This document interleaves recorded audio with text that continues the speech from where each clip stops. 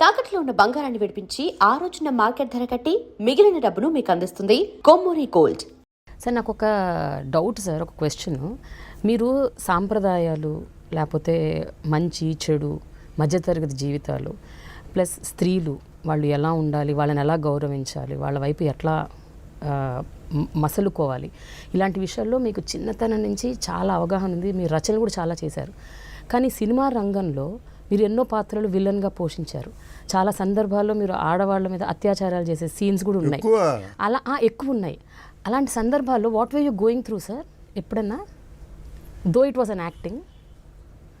అలా ఇప్పుడు ఆలోచించలేదు, నేను ఎప్పుడు ఆలోచించలేదు, నేను కూడా ఊహించలే. విచిత్రం ఏంటంటే, మంచి ప్రశ్న అడిగావు నన్ను. నేను ఇంప్రొవైజ్ చేసిన బ్యాడ్ క్యారెక్టర్ చేస్తుండే భారతీయ సినిమాలో లేదంతవరకు. నువ్వు క్షమించాలి, ఈ విషయాన్ని నేను చాలా గర్వంగా చెప్తున్నాను, కెమెరాల ముందు చెప్తున్నాను ఈ point. Because that John was not there in Indian cinema. నేనే ఎందుకు తీసుకురావాల్సి వచ్చిందంటే, నాకు ఏవైతే లిమిటేషన్సో అవి నేను చేయాల్సి వచ్చింది కనుక. ఇంట్లో రాని విధుల కృష్ణయ్య అనే సినిమా నేను చేస్తాను రాయలే, నీకు అర్థమైంది కదా. ఎవరో చేస్తారు అనుకోండి, రాసిన సత్యనారాయణ గారు చేస్తాడు, రంగనాథ్ చేస్తాడు, రావు గోపాల్ రావు చేస్తాడు, వెంకయ్య చేస్తాడు, అప్పలకొండ చేస్తాడు, ఎవరో చేస్తాడు. నేను చేయాలి. నేను చేయాలంటే I asked my self 100 questions. నేను సత్యనారాయణ గారిలా పెద్ద శరీరం కాదు, నేను ఇలా ఉంటాను. నేను పెద్ద గొంతుకు కూడా కాదు, రంగారావు గారిలాగా. ఆయన మహానుభావుడు అలాగా అనిపిస్తుంటాడు. కళ్ళు ఇలాగంటే పెద్ద పెద్ద కళ్ళు కనిపించడానికి పెద్ద కళ్ళు ఇవి కూడా లేవు. Know what is lacking in me?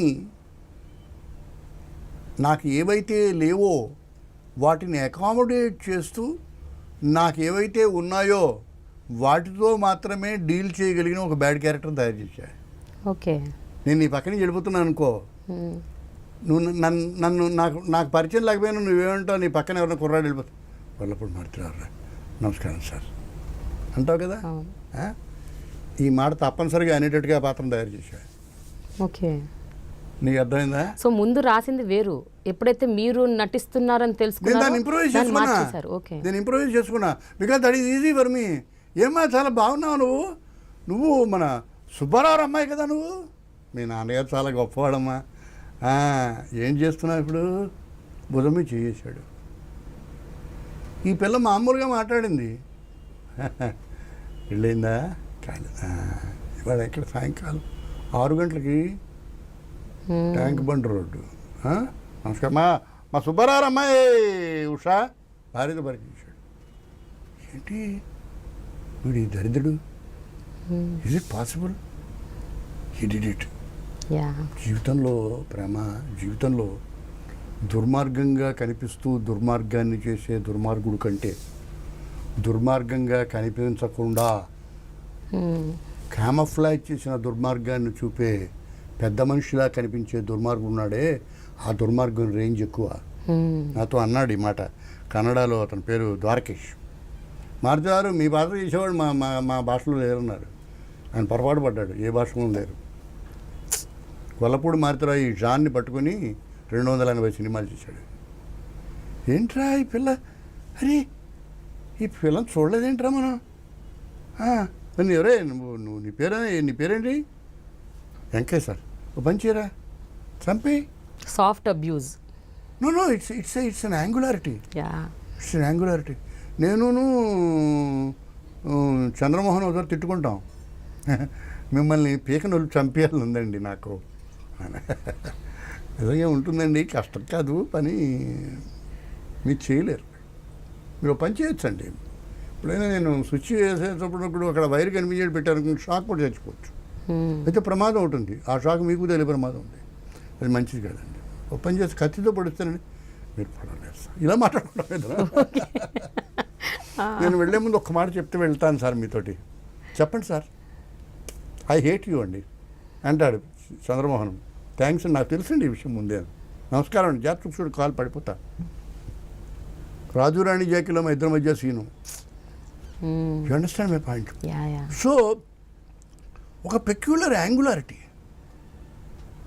The angularity sometimes will give an emphasis. ఏమ్మా నమస్తే, నువ్వు ఎక్కడ చూశాను? అని పరిచయం. దట్ వాజ్ గొల్లపూడి మాత్రం ఇంట్రొడక్షన్. ఇంట్లో రామ వీరకృష్ణయ్య, జై జగదీయ హరే ఎవరో మహాభక్తుడు అని అవుట్ బ్లాక్ వాయిస్ అని వస్తుంది.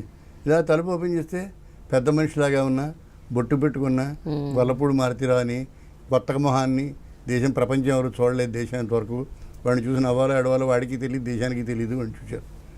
ఎవరమ్మా నువ్వు? నేను ఎవరో నీకు తెలీదా? చూడమ్మా, ప్రపంచంలో చాలామందిని కలుస్తూ ఉంటాం.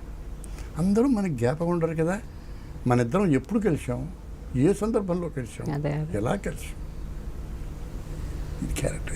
ఇది కానీ ఆ సినిమా పేరు అనౌన్స్ చేయి, అది సినిమా వస్తుంది అని తెలిసినప్పుడు ఆ టైటిల్ చిరంజీవి గారిది అనుకున్నారు చాలామంది. ఇంట్లో రామయ్య వీధిలో కృష్ణయ్య అంటే ఇంట్లో రామయ్య వీధిలో రామయ్య అండి చిరంజీవి గారు. నేను ఇంట్లో రామయ్య వీధిలో కృష్ణయ్య. నన్నెందుకు చంపుతా? నేను అది అలా 5 పాటలు పాడా, 40 సీన్లు.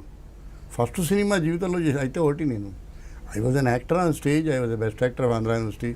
ఇంకోటి వచ్చింది. నేను ఆ స్క్రిప్ట్ చదువుతున్నప్పుడు చాలా బాగా చదివి ఉండకపోతే రాఘవ గారు కూడా ఇన్స్పైర్ అయి ఉండడు, కోడి రామకృష్ణ ఇన్స్పైర్ అయి ఉండడు. నేను నటించగలన్న విషయం నా వాళ్ళకి తెలుసు, నాకు తెలుసు. పాయింట్ అది కాదు. I never tried, I never wanted to do it. Nobody tried. వీడికి 40 సీన్లు ఉన్న వేషం ఇచ్చి ఇంట్లో రామ వీధిలో కృష్ణ అయిన టైటిల్ రోల్ ఎవడు చేయిస్తాడు నా చేత? అసలు మళ్ళీ అడిగినప్పుడు మీ ఇమీడియట్ రియాక్షన్ ఏంటండి అప్పుడు? అన్నారా? నేను చేయడం ఏమై మీకు పిచ్చెత్తిందా మీకు అన్నాను నేను. నన్ను మాధవిని చిరంజీవిని నిలబెట్టి స్టిల్స్ తీశారు ఆఫీస్లో. చిరంజీవి నేను రుళ్ళకర పట్టుకుని డైలాగ్ చెప్పేవాడిని. అంత చక్కటి మిత్రుడు, చాలా గొప్ప కృషి చేసే మనిషి, hard working man. Accomplished man in his own way, you know, ఆ రోజుల్లో. And then I came in to this. ఏ రోజు నేను గొప్పగా ఫీల్ అయ్యేవాడిని కాదు. తెలీదు ఏం చేస్తామో. ఈ సినిమాని చూస్తారా, చూస్తే ఎలా చూస్తారు, ఎంజాయ్ చేస్తారా, చేస్తే అంత ఎంజాయ్ చేస్తారు. 515 రోజులు పోయింది మా